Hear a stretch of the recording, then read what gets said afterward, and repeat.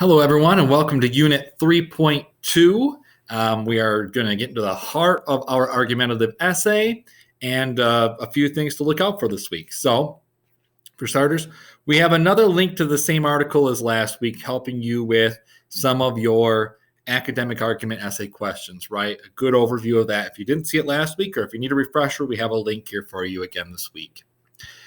In addition, this week's discussion board, 3.2 discussion board, is this one's all about bias and remaining objective in your writing. Nobody wants to read an argumentative essay where somebody passionately cares about one side of the issue. There's a few tips here for remaining objective, but for the most part, right, we want to make sure that we understand both sides, right?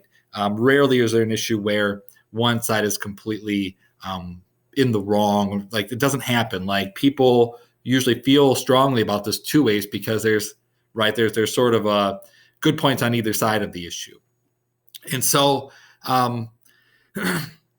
this ultimately leads to posting your topic and asking 5 questions that you have about your topic. And also the peer responses are equally as important this week. So just make sure that you're sort of checking your confirmation bias, right? And that you're approaching your essay objectively. This discussion board will help with that. The writing portfolio for Unit 3.2 is your research proposal. So we are getting close to doing our research, and it helps to actually do a proposal. So Writing for Success, page 199 has a bit on this. But basically making sure we're approaching our research with questions in mind, and that by the end of this, right, we have a thesis statement, and that we're gathering some scholarly articles along the way. To help gather those articles, Hannah has some tips on doing academic research online, and this is, great. If this is a great place to be at this point in your semester and heading into your college career, is getting a firm background on how to do real academic research. It's very critical. So watch this video carefully. And then in her conventions tip video, she covers a lot of your in-text citations again, but also how to handle some of that technical terms and jargon that you're going to come across.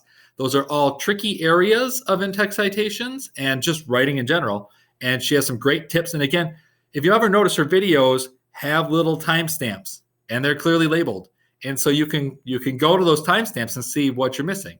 So even if you go back and look at the in-text citations from Unit 2 and you need to find block quotes, right? She has timestamps along the way and you can find those. So Hannah does a great job with those. Watch that video, watch it carefully. So you're focusing a lot on bias this week, research, approaching research in the right way, and doing good research in order to set yourself up for your actual writing to come. So have a great week.